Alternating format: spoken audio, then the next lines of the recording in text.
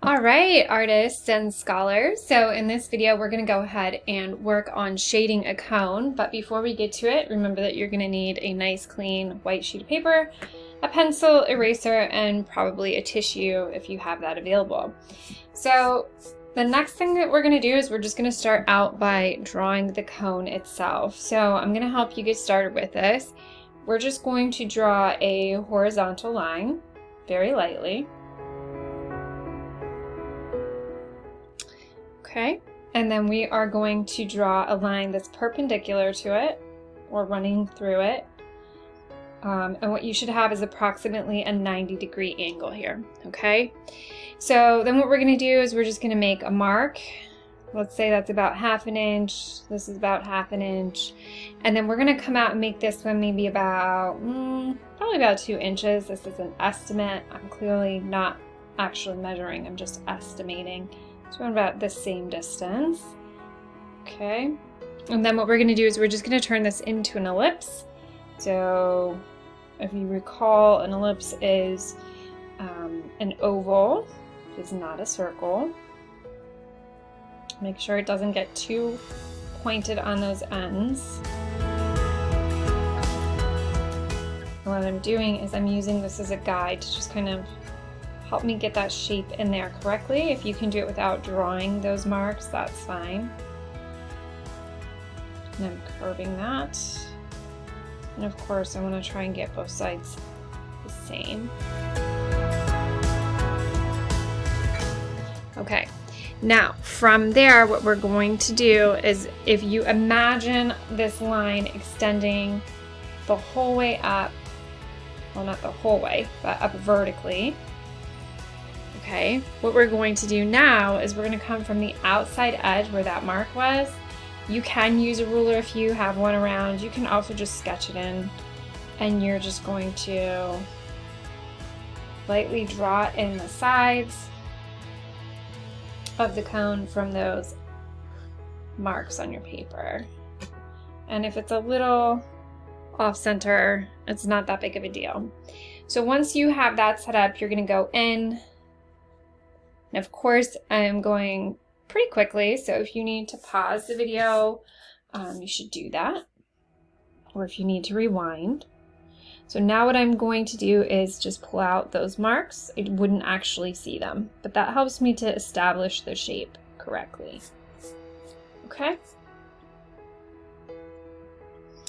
All right, so now we can get into the actual shading. So the next thing we're gonna wanna do is just establish where our light source is. And I'm gonna have the light source coming from this side again. And remember, that's just whatever is shining the light onto our object, okay?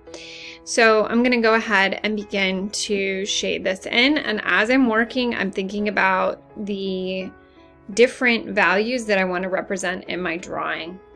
So we already know that the side away from a light source tends to be darker. So I am going to think about that as I'm working, and I am going to begin just working down. I'm not moving side to side. I'm working down this way. If you have another drawing on your paper and you don't want to smear that, you can get a piece of scrap paper and just put that over top of it. So let me show you what that's like. So I can just put a sheet of paper over top there. Because I'm right-handed, I would be smearing that, so I'm going to put that underneath it.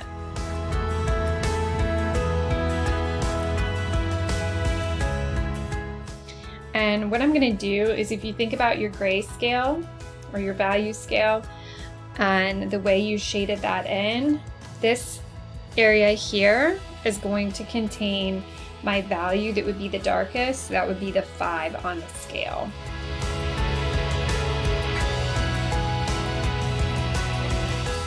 So a lot more pressure through this side. Moving in the same direction. I'm not doing any cross hatching for this. Just like a smooth shading.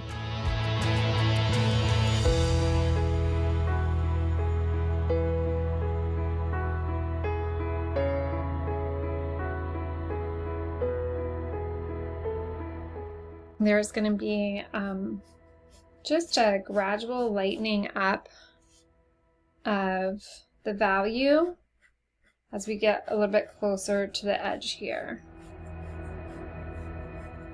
So my hand is moved up my pencil. I'm not putting nearly as much pressure as I'm getting further out towards that edge.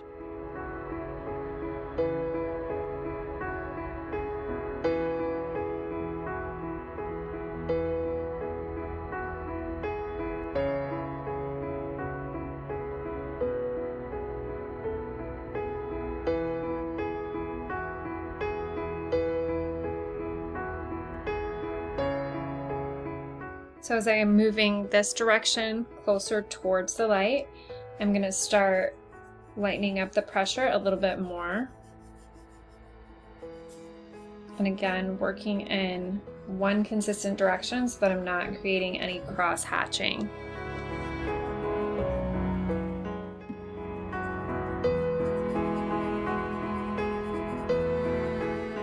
So this is my 5 value. This is going to be more like a 4 as I'm working away from it.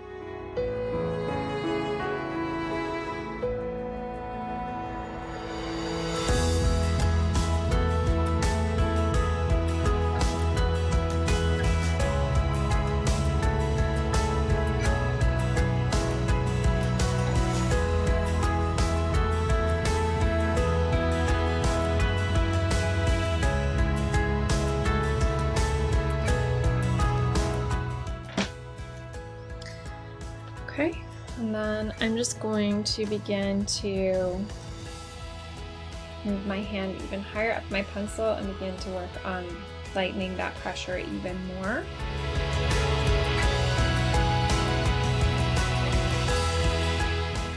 So when I'm working straight down the center of the cone, my mark is up and down. And then as I move out this way, my pencil's moving on a slight diagonal, following the shape of the cone as I work, okay?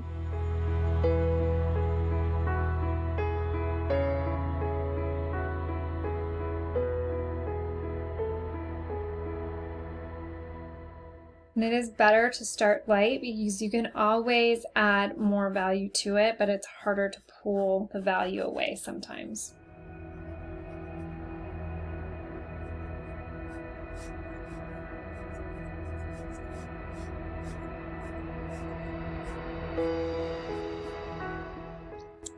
And let's start to think about putting our cast shadow in. So again, that's the shadow that's created when the light hits our object. So I'm going to go ahead and begin to kind of think about the shape that this would have. It may run into this one, so I may not go the whole way. These are 2 separate drawings. They don't actually go together, so I could just draw a line down there and fit whatever I can of my cast shadow on there. So right underneath where the object is sitting, we've talked about this, you're going to have that very dark line.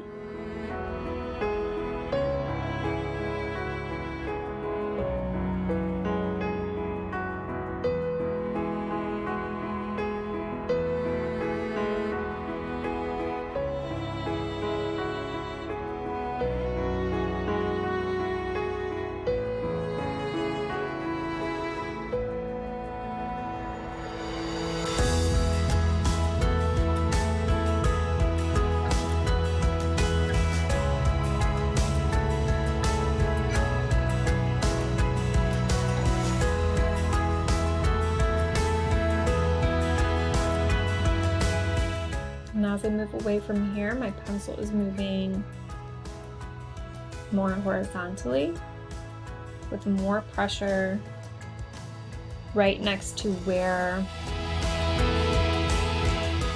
the object is sitting on the surface, or where we are alluding to the sitting on the surface.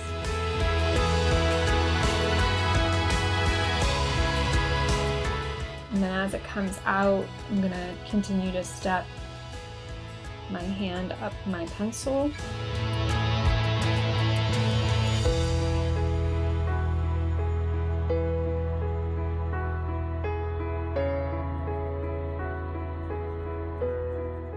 So again, thinking about the value scale and that step that I talked about, taking one step lighter or one step darker.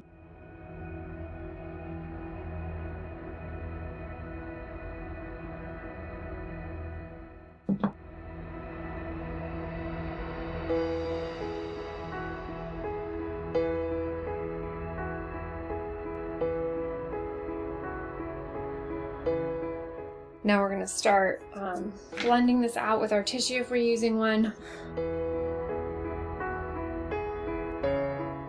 When you're using the tissue, continue to think about the direction that you're moving the tissue.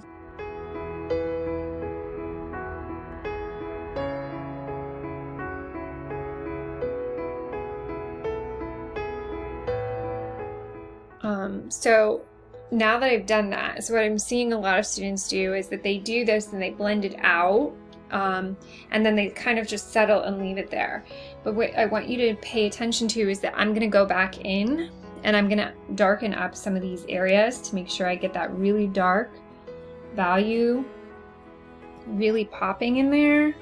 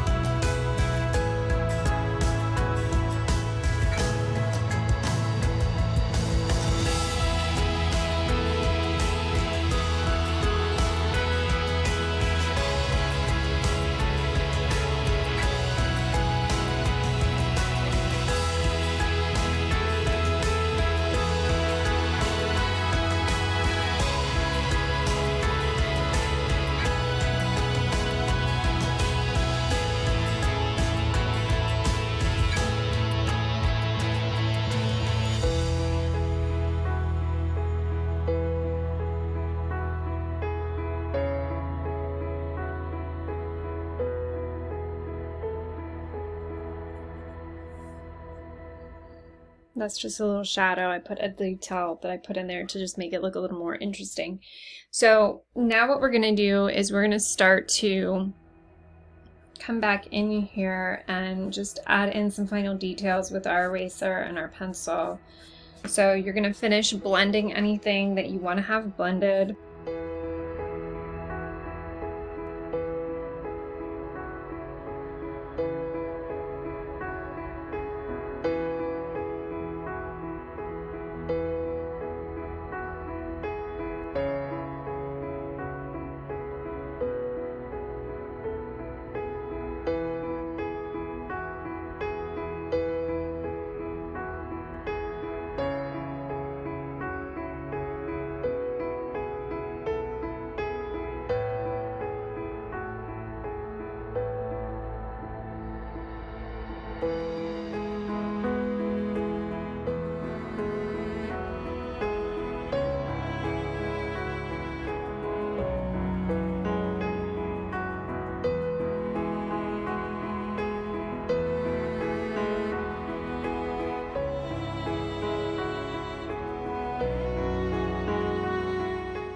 Okay, so now I can start going in with my eraser, and I'm actually going to take my ruler right along this edge, because as I blended earlier, I got a bunch of pigment or graphite onto my paper.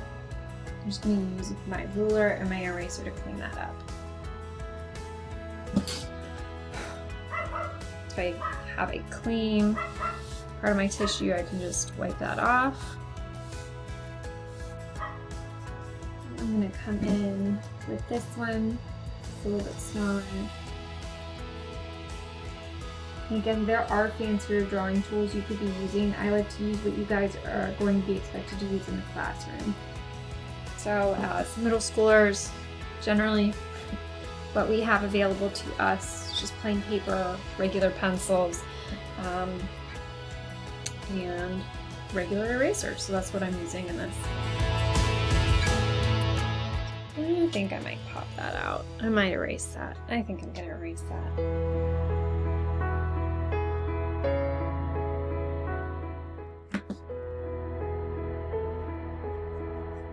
Just again taking my ruler, and that just helps to give me that nice clean line that I'm looking for. Kind of went away a little bit when I was blending with my tissue earlier. Now, what I want to do is go back in and pop in where I think the highlights would be, those very, very bright whites.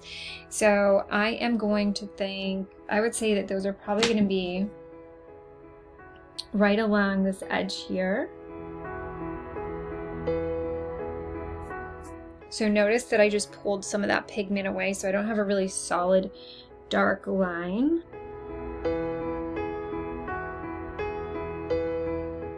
And even when I am moving with my eraser, I am thinking about the direction I'm going with it.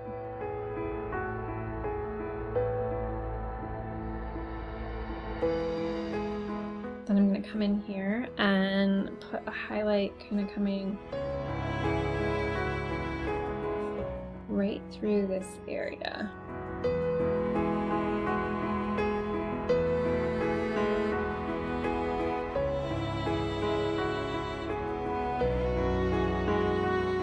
So in 7th grade, we did some reductive drawings, and that is the technique I am currently using, is where we're using our eraser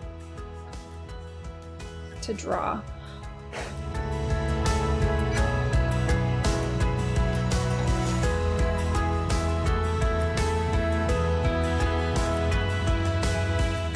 So I'm just doing it very lightly. I'm not pressing super firm. Okay. And then I can always spend a little bit more time on this part. I'm not satisfied with it. Darkening up that area. Cleaning up a little bit that's right underneath it. All these little details matter.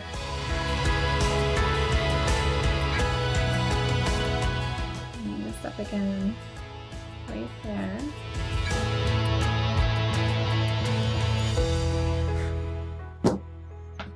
Taking the time to blend out anything I'm not happy with, or adjust anything I'm not happy with.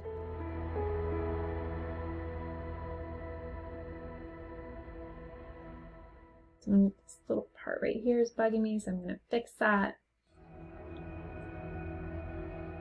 So 2 separate drawings, so I'm not going to continue it past there.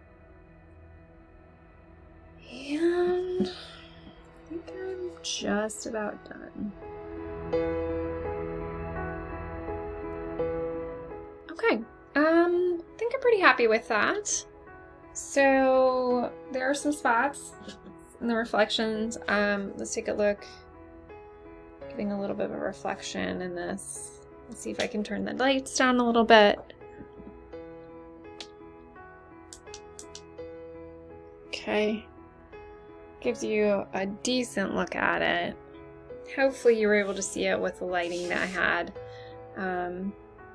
I definitely feel like the screen's picking up a little bit of a reflection in my paper here, but that gives you a pretty good idea of how to take that cone shape and turn it into something that looks a little bit more three-dimensional, a little bit more realistic. So I can't wait to see what you guys do. I may mess around with this for a little bit longer.